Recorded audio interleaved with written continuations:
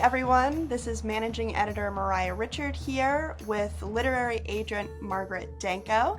We are going to be discussing everything and anything literary agenting today. Margaret, thank you so much for being here. Hi, thanks for I having do, me.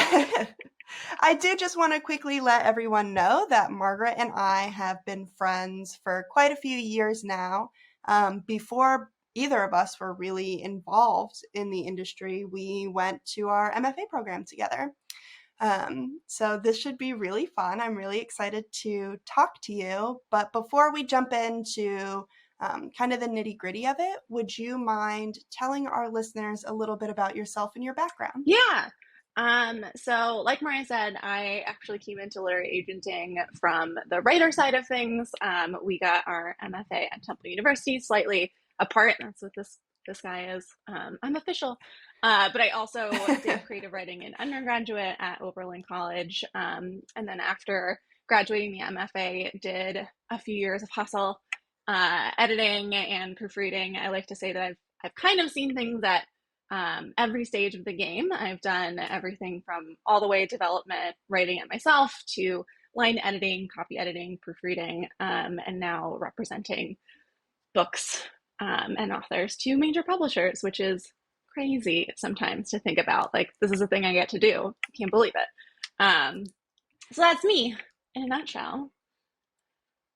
It's definitely been a really interesting and wild ride. I think that it just goes to show that like in this industry, like there there is no box that you have to fit yourself in.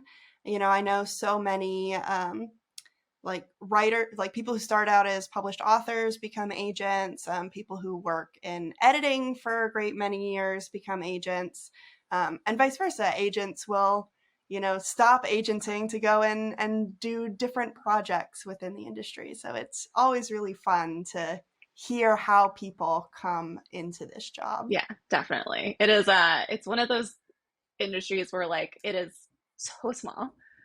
When you really get down to it and realize like everyone has, has dabbled in lots of different parts of it, or a lot of people have. I won't say everyone. But we all love books, so we find our way to it some way, somehow. Absolutely. So you mentioned that you were a writer before you were a publishing professional. Do you remember what your perception of literary agents was like back then? This is so funny because like for a long time I knew they existed, but I like completely skipped over that part of the process in my brain. I think like I specifically thinking back to undergrad, like the idea of actually getting anything published was like so off my radar. Other people were having things published in magazines, and I was just like, whatever, here I am in my corner doing my thing, not paying attention to like how I'll actually maybe make this work someday. And then in the MFA, I started thinking a little bit more seriously about career paths and what part of this business I wanted to be a part of, what part of it I felt most connected to, and that my skill set would work for best. Um, and I was really thinking editorial. And it wasn't until I started poking around and trying to figure out like what exactly do agents do, that I realized how niche of a category like that kind of work is. And then truly until I got into the work of it, did I that was the only time that I really started to understand like, oh, this is what we do here. I really was just like, I don't know. They're like people who talk to editors. Like it was so I just skipped that part. I didn't think about it at all. I think because again, I was so busy with the craft of it, that I wasn't thinking about like what do I do with it when I'm done quite yet.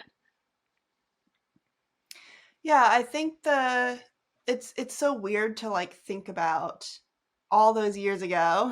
When I was in high school, I was telling people that I wanted to be a literary agent without really understanding what that meant. I just thought that, oh, this would be a really neat way to help other people get their books published. Um, but then, like, of course, that my siren call was editing, right? That's where I like really found my joy, my zone of Hmm. genius. I don't know how you want to No, yeah, describe it. totally. But like once I actually came to understand all of the different really like mostly the social aspects of literary agenting, I was like, no, thank you. Like, I guess for me, my perception of the role changed when I realized like how much of it is like making connections with people in the industry, like making sure that you are representing your clients, making sure that their work finds a home. A little bit is like sales, right? A lot of You're sales, con- a lot of sales. you're convincing people, hey, this book is perfect for your publishing house. So, how has your perception changed since becoming a literary agent? Yeah, so there was that phase when I had graduated the MFA. I was working on my first novel, and I started thinking about like, hey, what happens afterwards? And at about that time, I think I had like just finished the first draft of that novel, and had actually gotten my internship with Kim Perrell at Paper Overboard, and started to think about kind of from the ground up, like what does querying look like? What does it mean to make these connections? And there's something about this job, it's so apprentice based that you really kind of like you work your way from like one edge, and then the whole spectrum kind of comes into view the more you work things through the process. And now I think like there was that moment where I had to decide, is this the thing that I'm going to do? And that was the moment that I had to kind of comprehensively look at the amount of footwork and hustling that it was going to be, the amount of sales versus editorial, just all these different hats that you had to put on, and the multifaceted nature of this particular job. And I remember the day that like Kim sat me down and was like, I really think this is a good fit for you, but like I want you to understand like this is a hustle. This is something that requires a lot of work. And you really have to love it if you want to make it sustainable for you. It's something you have to kind of put your whole heart and soul into. And I was like, yeah, this is the moment. This is the day we do the thing. And I think it's really hard to understand. And to, even now, I tell people one of my favorite parts of being in this job, and also at my particular agency at IGLA, and working with Paper Overboard, is that like every day I feel like there's something new to learn, and I'm still watching older agents above me say like, oh, like this is a new one for me, right? Because it's this always evolving process. Things are constantly changing. We're constantly learning, and you have to grow and adapt. And I think I would struggle anywhere else that I get to do, if I don't get to do this kind of like constant changing and adapting. And I'm just like a really energetic person, and I get bored really easily. So like task switching is something that I really love, and that's part of this. Ooh, this job. This job is a lot of that.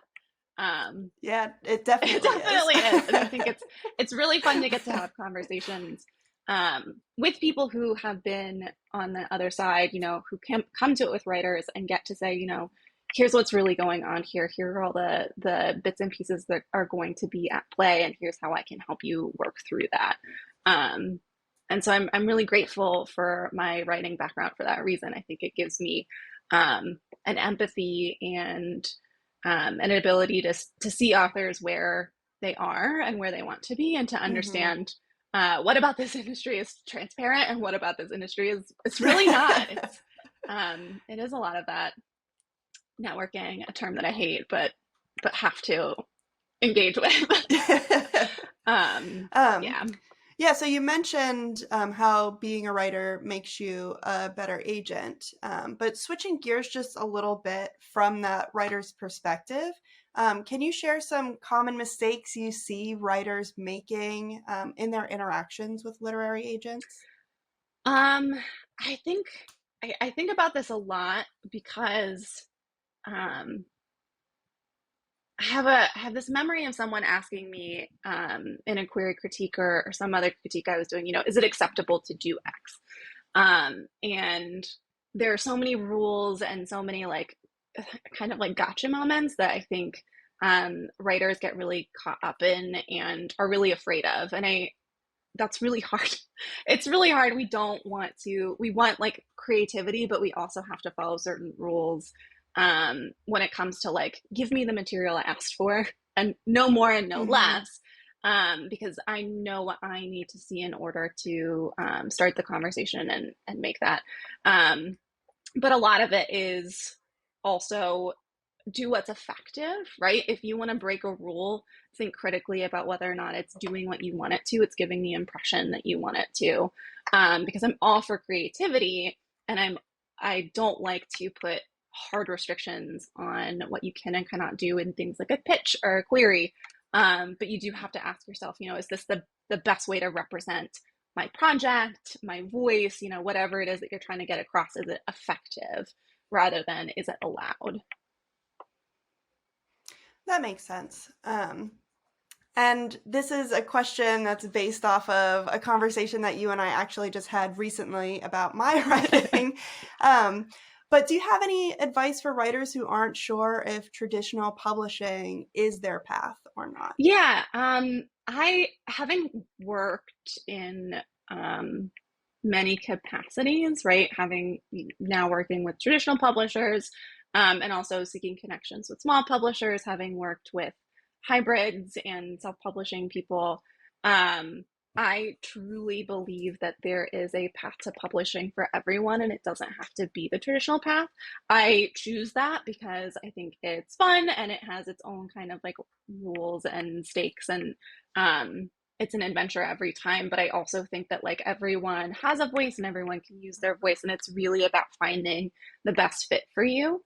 Um, if you are someone who wants to be more experimental, and who wants a house that's really going to understand what that looks like, support it, help you create that vision and hone it, then maybe a small experimental publisher is better for you than trying to find a home with bigger traditional publishers who are sometimes more risk averse when it comes to things that are super experimental.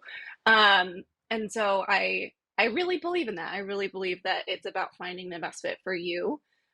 Agents can be really great in helping you make that decision and helping you navigate, because it is a huge market, right? You have the big five publishers.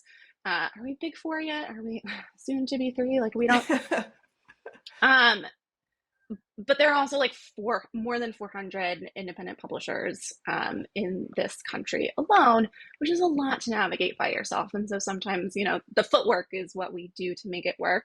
But if you're willing and able to do that yourself, there are so many really great small presses out there that do phenomenal work and will give you the time and attention that you need and that you deserve for your work. And also, if self-publishing is for you, there are fabulous freelancers who have experience in lots of different areas who would love to help you make that happen. So um, it's really about evaluating your needs and your expectations and making the choice that's right for you.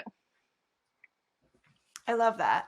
Um, so, say that you're a writer and you've decided, like, yes, um, traditional publishing is really where I see myself. I know that, like, I joke about it a lot because it was a benchmark in my previous job, but like, I want to see my book in every airport bookstore was like something that we would say when discussing, like, do you want to be a traditionally published author or not. Um, so, what's the best thing that a writer can do after they've decided, like, yes, I want a literary agent, I want to be traditionally published, and now they're preparing to pitch to agents? Um, get really, really clear on the core aspects of your story. Researching log lines and pitch formulas to keep it really tight and condensed, I think, is one of the most important things you can do. Um, there are so many, like,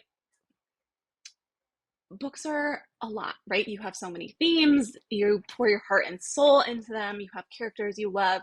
It is so hard to distill it down to, a bare bones, like 2 sentence pitch. But it's so helpful, even in like a query letter, to just be able to nail down who's the protagonist, what do they want, why do they want it, what's in their way, and what's at stake if they don't get it. Those 5 things tell me everything I need to know about the tension, about usually the genre gets baked in there somewhere, and helps me. I'm a super intense like character based person. So for me at least, it's especially important to understand those stakes. Like, why do I care? Why am I connecting with this character? And I think that's really important.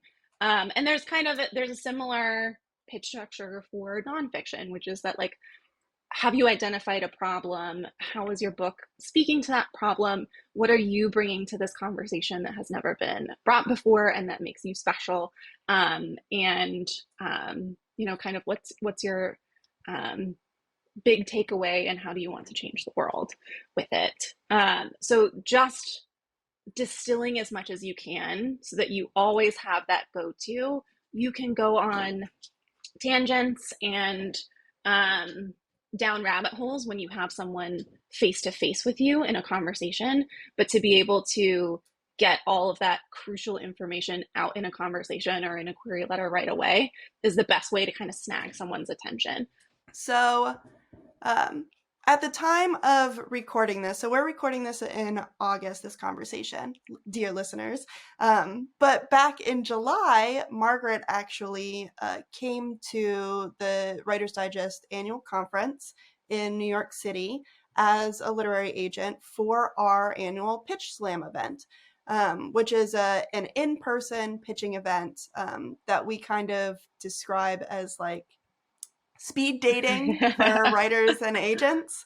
Um, so I wanted to ask you, Margaret, like after having experienced that, do you have any tips for our listeners about pitching at in-person events? Because I know we've talked a little bit about like the more standard pitch, which is generally through Mm-hmm. email. Um, which is all text based. So when you're in person and things are a little bit less like you have a little bit less time to clean up your thoughts and your ideas. Do you have any advice for writers who are looking for that kind of pitching event? Yeah, absolutely. I think bless all of you who did that. Everyone was nervous. I was nervous. I like to engage people in deep breaths because it is an incredibly vulnerable process. And I really respect people who are like, I'm going to do it anyway. Um, I also think that some of the most successful people who were able to kind of like calm themselves and also get it all out there were people who just wrote it down. There is nothing wrong with coming with an index card that has all the things you want to say on it. You do not have to have it memorized in order for it to be effective. If you're referencing a card or, there's a guy with an iPad, all of that is valid. All of that will make sure that you have everything that you need at your disposal. We recognize that pitching aloud is wildly different than getting the pitch in a query inbox and actually getting those first pages. So I think, and at least my philosophy is that like this is a very different environment. Um, I am very open, knowing that I'm only getting a very small part of the picture. It is a part of the picture that can be like really fun and really exciting if the pitch is super good and really energetic or something like that. But yeah, I think people feel pressure to do it off the cuff, and like, you don't have to. It's fine. Come with a card. That's fine. Do whatever is going to make you the most comfortable and the most confident in that environment. I love that. So we are about to wrap up our conversation, sadly, but do you have any last advice for our listeners? Um, Yes, there is one thing that I think people feel really afraid to do or guilty to do when they are querying, and that is to follow up. Um, if you have offers, follow up with people you haven't heard from. If you haven't heard from people and they said it's going to take them 3 months, it's okay to send an email and just say, "Hey, I'm following up on this." It has been a tremendously challenging 2 years. Um, and people are behind. people are having to take time off to take care of themselves. I can speak for myself and say there are so many. I changed my practice. We used to have at Paper Overboard a no response means no policy because we had so many things we couldn't be responding to all of them. I actually changed that because one, I I don't like no response. I think that like it is nice to have that closure, and I just wanted to get that out there. And I completely understand the people who continue to do that, but it didn't make me feel good, so I stopped doing that. But the other reason that I changed it was because I could no longer anticipate how long it was going to take me to do things. There are things about which I feel like I am shamefully behind. So there is no shame at all in following up on things. You don't know if they have fallen through the cracks. You don't know how far behind someone is in their query inbox. We are all doing our best under circumstances that are insane. Um, as long as you are following the directions that have been given to you by the agent or agency in terms of what is their expected time frame or their policy, I mean, always check and make sure that if they say it takes them 6 months and you're bumping them at 3 months, it's a little too soon, right? But I think people are really afraid that they're bothering us. We are here to be bothered. This is controversial, maybe. I don't know if everyone agrees with me, but I really think that you are your own best advocate, and especially for women and people of color and for queer folks, we are really bad at advocating for ourselves. This is a space where I'm telling you, follow up with that agent, follow up with that editor. Don't be afraid to bother them. And it is funny, just one last note. So for our September-October issue of Writer's Digest magazine, which you can pick up at the time that you're listening to this, but we have our annual agent roundup, and we ask some of these types of questions of agents. What advice do you have for people who are querying? And I forget exactly who it was, but I know that somebody said, just so you know, when I'm reading your queries, I'm sitting on my couch. It's the evening. My cat's next to me. I've got like a cup of coffee in my hand. Like, I'm a person, and we're all just people, and we're all just doing our best. And that was really interesting to hear, because I feel like a lot of people, there is this intimidation factor. Well, who am I to be sending you my work? But no, if you really believe in your work, if you know there's an audience for it that's waiting to hear you and to hear your voice and to hear your story, agents are just people. So I know we talked about this in our editor chat in the first part of this episode.